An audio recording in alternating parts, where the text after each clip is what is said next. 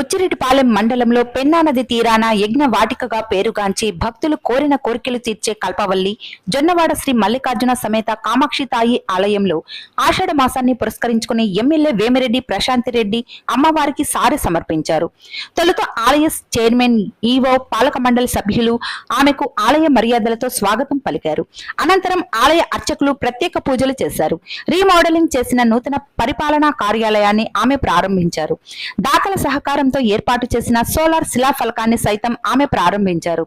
ఈ సందర్భంగా ఆమె మాట్లాడుతూ 20 సంవత్సరాలుగా సరైన సదుపాయాలు లేక ఆలయ నిర్వహణలో అనేక ఇబ్బందులు ఎదుర్కొన్నారన్నారు.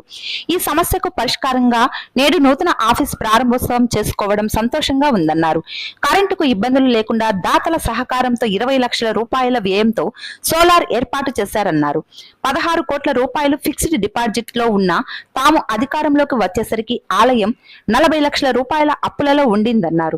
బ్రహ్మోత్సవాలు జరిపేందుకు కూడా ఇబ్బందిగా ఉన్న సమయంలో మంత్రి ఆనం రామనారాయణ రెడ్డి సహకారంతో బ్రహ్మోత్సవాలు వైభవంగా జరిపామని తెలిపారు.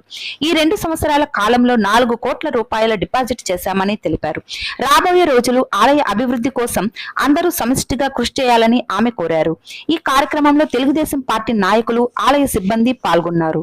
శ్రీ మల్లికార్జున స్వామి సమేత కామాక్షి అమ్మవారి దేవస్థానంలో ఆషాఢ మాసంలో సారె అమ్మవారికి సమర్పించుకోవడం జరిగింది.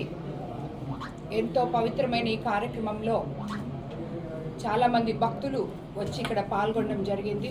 వారందరికీ కూడా ఆ అమ్మవారి ఆశీస్సులు ఉండాలని చెప్పి కోరుకుంటూ, అదేవిధంగా మన రాష్ట్ర ప్రజల మీద, జిల్లా ప్రజల మీద, అందరి మీద కూడా ఆ కామాక్షమ్మ ఆశీస్సులు ఉండాలని కోరుకుంటూ, అలాగే మన కూటమి నేతలైన ముఖ్యమంత్రి చంద్రబాబు నాయుడు గారు, నారా లోకేష్ బాబు గారు, అలాగే పవన్ కళ్యాణ్ గారు, అలాగే నరేంద్ర మోడీ గారి మీద, అందరి మీద కూడా అమ్మవారి ఆశీస్సులు ఉండాలని కోరుకుంటూ, ఈరోజు మనం ఎంతో గర్వంగా చెప్పుకోవచ్చు. 20 ఏళ్లుగా సరైన వసతులు లేక ఆలయ పరిపాలన పరంగా అనేక ఇబ్బందులు ఎదురయ్యాయి. అటువంటి ఈ సమస్యకు పరిష్కారంగా ఈరోజు కరెంట్ ఇది కూడా చాలా ప్రాబ్లం ఉండేది. ఇప్పుడు దాతలు యుఎస్ నుంచి మనోరమ అనే ఆమె నెల్లూరు వాస్తవ్యులే వాళ్ళు ఒక 5 లక్షలు, అలాగే రైస్ మిల్లర్ మల్లికార్జున్ గారు 10 లక్షలు కలిపి ఈరోజు మనం, అలాగే దేవస్థానం తరఫున ఒక 5 లక్షలు, 20 లక్షలతో కంప్లీట్గా దేవస్థానం అంతా సోలార్ మనము పెట్టించడం జరిగింది. దానికి సహకరించిన ఎలక్ట్రికల్ డిపార్ట్మెంట్ వాళ్ళకి, అలాగే దాతలకి, అందరికీ కూడా ధన్యవాదాలు తెలుపుకుంటున్నాను. ఈ కార్యక్రమాన్ని ఒక ఎంతో ఇష్టంగా చేసిన మన చైర్మన్ గారికి, ఈఓ గారికి కూడా నేను ధన్యవాదాలు తెలుపుకుంటున్నాను. ఇది ఒక్కటే కాదు, బోర్డు మెంబర్లు అందరూ దీంట్లో ఈ టెంపుల్లో ఏం జరిగినా అన్నిటికీ సహకరించి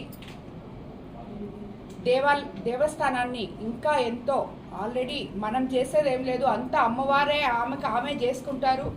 కానీ దానికి సహకరిస్తున్న ఈ బోర్డు మెంబర్లు కానీ, బోర్డుకి కానీ అందరికీ కూడా నేను ధన్యవాదాలు తెలుపుకుంటున్నాను. వీటన్నిటికన్నా ముఖ్యంగా ఈరోజు దేవస్థానంలో 16 కోట్లు ఫిక్స్డ్ డిపాజిట్ ఉంది. మనం అధికారంలోకి వచ్చిన తర్వాత 40 లక్షలు, నేను కోవూరు ఎమ్మెల్యే అయిన వెంటనే ఈ గుడి 40 లక్షల అప్పుల్లో ఉండింది.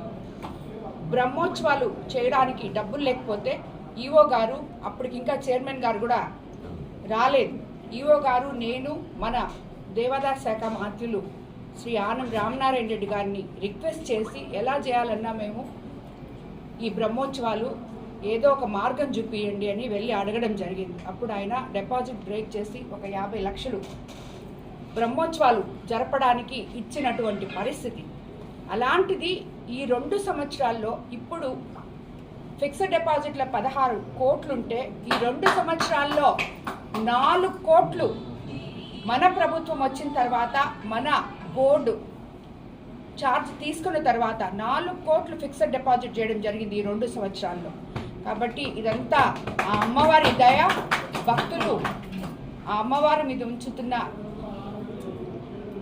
ఎంతో భక్తితో ఆమెకి సమర్పించుకుంటున్న కానుకలు. ఈరోజు ఆ అమ్మవారు ఆశీస్సులు ప్రతి ఒక్కరి మీద ఉండాలని, ఈ దేవాలయం ఇంకా ఉన్నత స్థానానికి చేరాలని చెప్పి కోరుకుంటూ మరోసారి ఈవో గారికి, చైర్మన్ గారికి, బోర్డు సభ్యులకు, అలాగే ఎంతో దీక్షతో